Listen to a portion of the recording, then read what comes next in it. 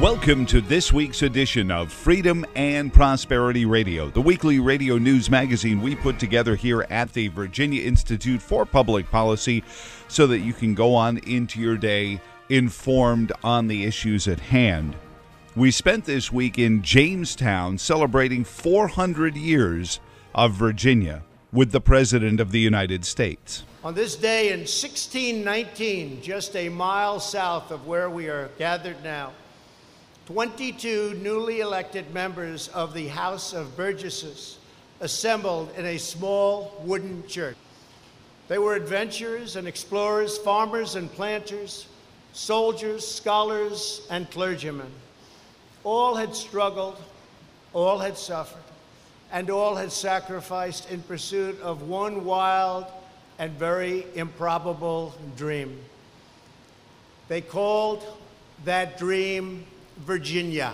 UVA professor and author of the Virginia Constitution, Dick Howard, joined us. How much of it, you talked about revising really more than writing a new one, how much of it goes back even before, as we're here talking about 400 years of the General Assembly, House of Burgesses? Before that, they've just archaeologically found the first governor of Virginia buried in the church here. And you know, the history of Virginia really sort of begins there, where the settlements were struggling economically, they were starving, and they tried something new. How much of what you guys did in 1968 goes back to the 18th century? And then, you know, you mentioned 1902, there had been a constitutional revision post-Reconstruction. How much of it goes back to even the founding of America, but even beyond that, the common law that, you know, was in place in, now I'm doing math badly, 1619? Well, one should realize that Virginia's constitutional history doesn't begin with the present Constitution. Indeed, it doesn't begin with the 1776 Constitution that was drafted at Williamsburg. Our constitutional legacy has its roots in hundreds of years of English constitutional development, going all the way back to Magna Carta in the 13th century, the bargain between King John and the barons. It goes back to the 17th century in England, when Parliament reined in the Stuart kings by way of the English Bill of Rights. In Virginia, it goes back to the first charter, the 1606 charter. Was very interesting because it had a provision that said if you immigrate to Virginia, you enjoyed the liberties, franchises, and immunities that you would have enjoyed in England. In other words, you didn't leave your rights behind. It was actually planting the idea that there was an organic inheritance of the common law itself, in which colonists in Virginia over generations, long before independence, were in a sense practicing the art of self-government. In many ways, the lower house of the Virginia legislature in the colonial times, the House of Burgesses, was probably one of the most democratic bodies in the Atlantic world. Of course, it was not democratic in the modern sense, but they were on the road to beginning practicing the art of self-government, so that when the convention at Williamsburg in May of 1776 embarked on writing the first Virginia Constitution, they were not really writing on a blank slate. They had a good deal of experience to that point. It's interesting that they actually sat down and wrote two documents. First, they wrote a Declaration of Rights, a very famous document which is still in the Virginia Constitution, almost unchanged from the words used in 1776. Then they wrote a frame of government. And what they were basically doing was saying that our rights are natural rights that precede government. They don't depend on government. They don't have their origin in government. So the Virginia Declaration of Rights was the model for the other states, for the Federal Bill of Rights, indeed even influenced the French Declaration of Rights of Man and the Citizen in 1789.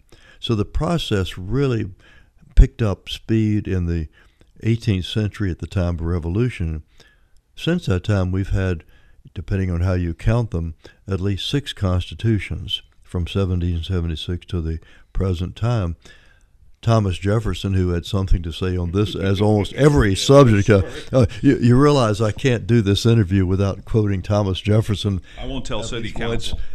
It's actually written in my contract that I'm not permitted to make any interviews without at least one quote to Thomas Jefferson. So this is my obligatory Jeffersonian quote. But he took the position that each generation should rewrite the Constitution. That he and James Madison were fond of the phrase in their correspondence, the earth belongs always to the living generation, that we respect what our ancestors did, but we're not bound by it. We develop new insights, and each generation adds something to it.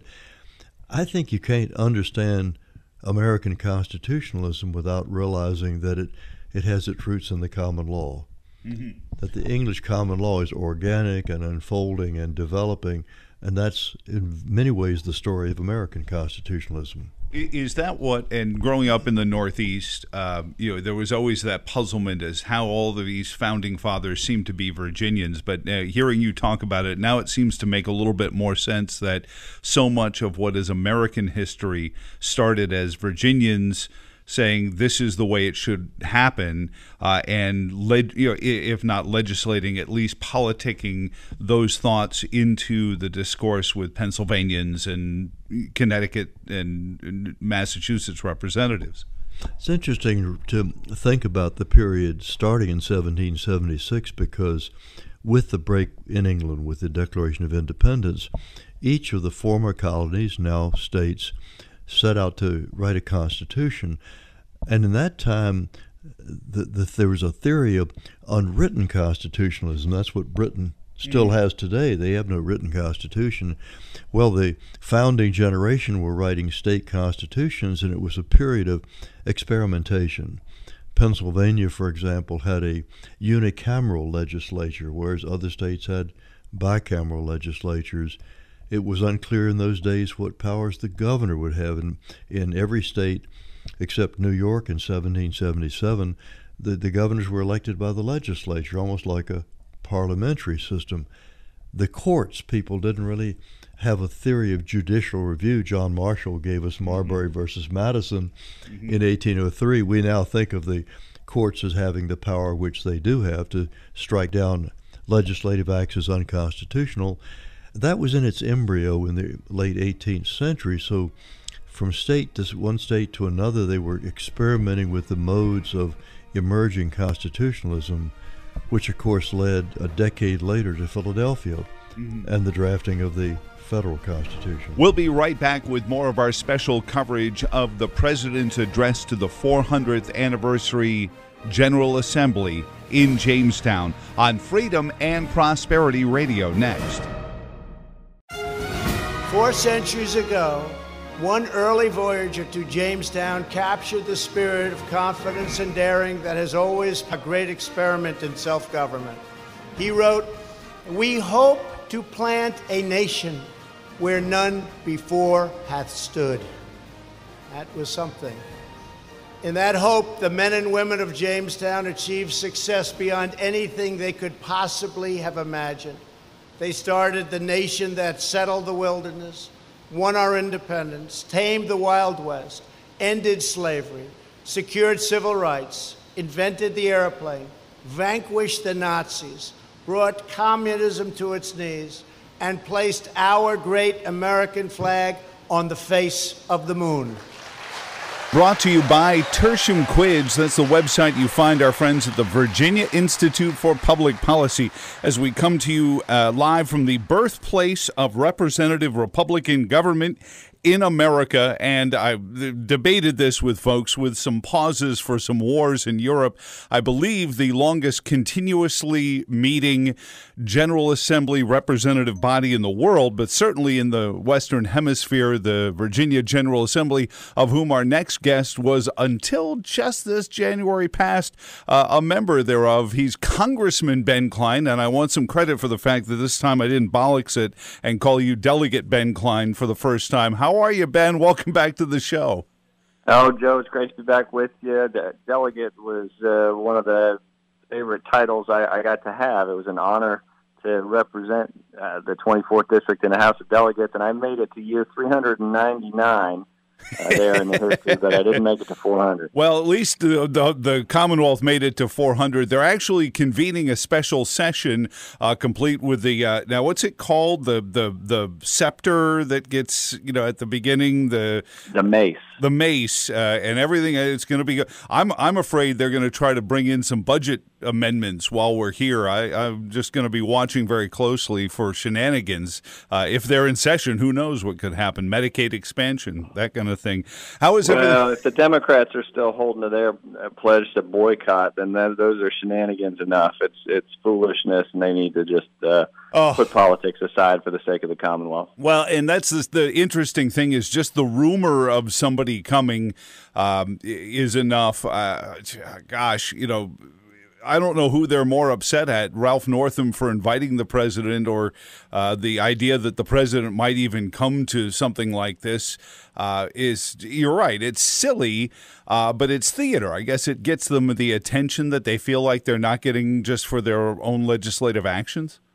Yeah, and the hypocrisy is ridiculous, considering they're all standing around the governor at his recent press conferences signing pieces of legislation into law, and for him to be on his rehabilitation tour and them to help him while simultaneously attacking others is just the height of hypocrisy, shows just how petty and political they are this fall. Well, I've been making this joke. It's actually scored a few points around here in Jamestown, Ben. You can use this if you want, or distance yourself from whatever. But archaeologically, I saw on PBS they just found the burial site of the very first governor of Virginia, and the first thing they did was check to make sure there were no white sheets in the grave sites. Oh my God! Yeah, that's terrible. Yeah, I know, but it's unfortunately where we've gotten these day and age. But you, on the other hand, in Washington, actually getting things done, probably one of the very first former members of the General Assembly not to just,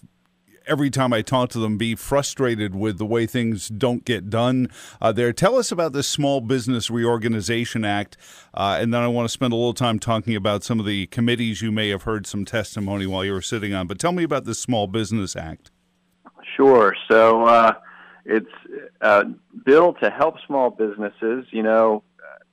We are lucky to have so many small businesses across Virginia, and they are the backbone of our economy and the lifeblood of our communities. And so sometimes they fall onto temporary hard times, and it might be through something not of their own making, but, they need to be able to weather a storm and come back and thrive again. So the bankruptcy process was made for that, and what we have to do is make sure that the bankruptcy laws keep pace with the changes in the economy and technology. So updating the bankruptcy code, taking some language from the bankruptcy code dealing with farmers that helps farmers reorganize in a simpler and more efficient way, and applying those same processes to small businesses will help small businesses, instead of closing down through bankruptcy,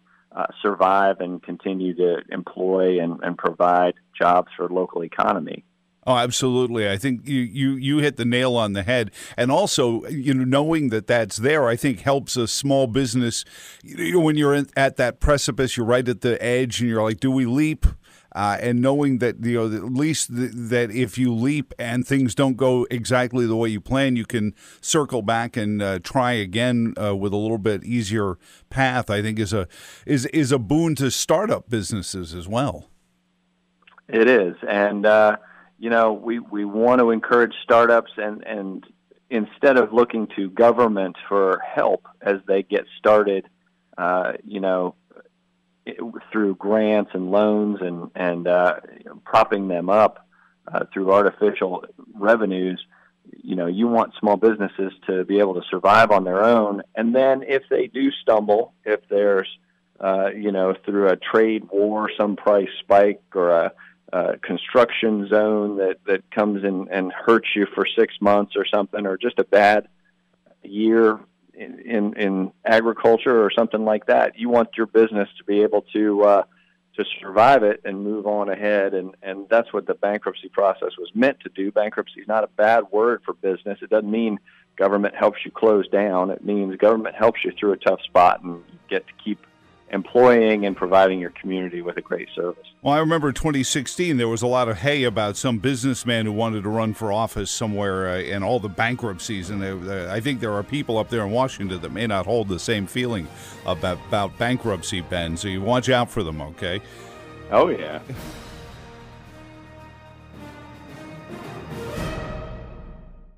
I have to ask, I nearly made it through the whole interview. Congressman Ben Cline here on the 400th anniversary. He made it through 399 years of the Virginia General Assembly as Delegate Ben Cline, but Congressman Ben Cline on the House Judiciary Committee.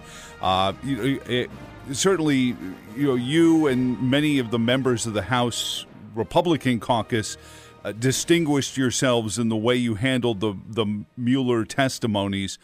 I'm worried desperately that Mueller's performance is going to lead folks like Jerry Nadler to start calling for a second special prosecutor because either A, he was addled, B, he wasn't involved, or C, who knows, maybe even come up with the idea that he was a plant or a ringer or something. I don't know. I hope you guys can stand in the way of that kind of crazy expense. But what was your impression of the theater that was the Mueller quote-unquote testimony? Well, it was all politics, and the Democrats were trying to jumpstart the impeachment process with the appearance of Special Counsel Mueller. And I liken it to, the Mueller report being a 75 Pinto that has just died and been put aside in the garage, and now the Democrats are trying to jumpstart it. And Mueller showed up, but he didn't have jumper cables. He had 2 wet noodles, and really failed to jumpstart this process. So hopefully that'll be the end of it. I doubt it. I think they're just going to continue to harp on it through the next election. But I think that in the minds of most Americans who watched it, who have been following it, and most of us on our side of the committee, we're ready to move on to more important issues facing the country. Well, as you work your way through the 6th District and well represented both with you and your predecessor, Bob Goodlatte, on the Judiciary Committee, I don't think there's a more important context. Presidents come and go and everything else, but the idea of innocent until proven guilty is essential to what was born here in Jamestown 400 years ago, Ben, and this idea of, we couldn't exonerate him. It's not his job as an investigator to exonerate somebody. Your job, if I'm not mistaken, and you're better at this than I am, is to prove either you did it or you didn't, and I shouldn't even say it that way, guilt or not guilt, and that's it. And if you can't bring it into court, then there's no further charge to be made. I can only apply it to like a poor black kid in Harrisonburg or Charlottesville who the police pull him over and say, well, we couldn't prove he didn't steal the car, so we took him to jail. The town would be in an uproar over that. You have to apply this principle to the same thing that, we couldn't exonerate him, so ... Where do we go from this, well, we couldn't exonerate him nonsense? John Ratcliffe, who's one of my colleagues on the Judiciary Committee, did a great job in his questioning of outlining exactly that this is highly unusual, never seen before, and Mueller even agreed that it was highly unusual to flip this burden of proof as he did in his report and essentially lay out a case and say, I'm not going to bring charges, but here's all the evidence, and leave it to the president to have to prove his innocence. And even that analysis that he laid out, my questioning was focused on the obstruction of justice statute that he was using, which was born of Enron cases and essentially dealing with document shredding, and nothing. And the President Trump has not been accused of document shredding, but he had a very broad interpretation of the statute. He was applying it to otherwise legal activities where there was no intent And so I questioned him about that, and he really didn't have much of a response other than to defend his associates in the department who had lost cases before the Supreme Court under such a broad type of approach to the law. Well, I worry that if we start to apply the law that way, then we can just character assassinate anyone under the idea of we accused you and we couldn't prove you didn't do it, so there, you're out on your butt, Ben, and it's a dangerous place that we're in. Speaking of shredding, I think there was a candidate in 2016 for president who was involved in shredding once, but that was years ago, and we couldn't find the shredder anyway. Last one for you, Ben, and Congressman Ben Cline is on with us. Hey, I really appreciate your visits as always. Keep standing up for our Fourth Amendment and our judicial protections, and keep the blindfold on Lady Justice, because I know a lot of the folks there in Washington want to take the blindfold off of her and create, social justice and all these things that are inappropriate castings. So thank you for everything you do, and you have a great remainder of the week, and we'll be thinking about you out here in Jamestown. Joe, great to talk to you. Now we must go bravely into the future, just as those bold explorers first ventured into this majestic land. We must call upon the same scale of imagination, the same thirst for knowledge, the same love of adventure, the same unrelenting courage, and the same total determination to prevail. Above all, we must be proud of our heritage, united in our purpose, and filled with confidence in our shared great, great, great American destiny.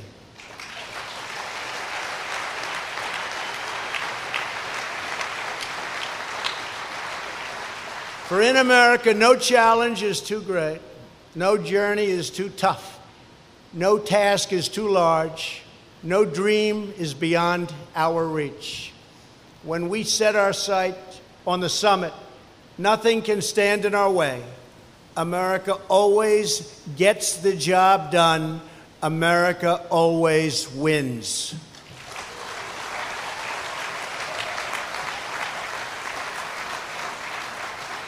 That is why, after 400 years of glorious American democracy, we have returned here to this place to declare to all the world that the United States of America and the great Commonwealth of Virginia are just getting started.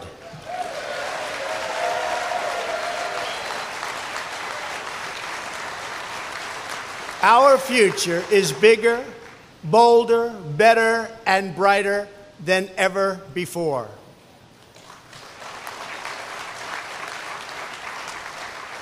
It's been a great honor for me to be with you this morning. I'd like to thank you. God bless you. God bless Virginia, and God bless America. Thank you very much, everybody. Thank you. And thank you for joining us for this special edition of Freedom and Prosperity Radio. Again, a presentation, as every week, of the Virginia Institute for Public Policy. And thanks again for their sponsorship of our trip to Jamestown for the President's Address, and more importantly, the 400th anniversary of the Virginia General Assembly. So long, and thanks for all the fish.